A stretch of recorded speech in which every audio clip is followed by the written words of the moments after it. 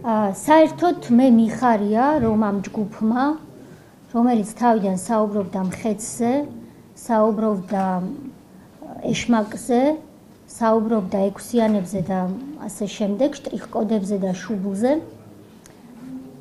დახვეწა თავისი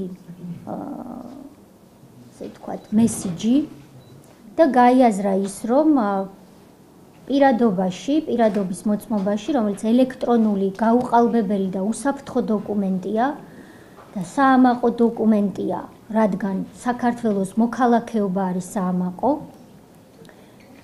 არ ზის არავინ და არაფერი.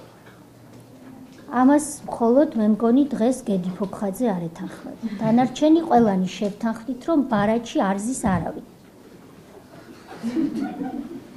ამიტომ მე მინდა რომ ის ექვსეულს დაუსვა კითხვა. ყურადღება კითხვა, რა ზის აიგი ბარათში.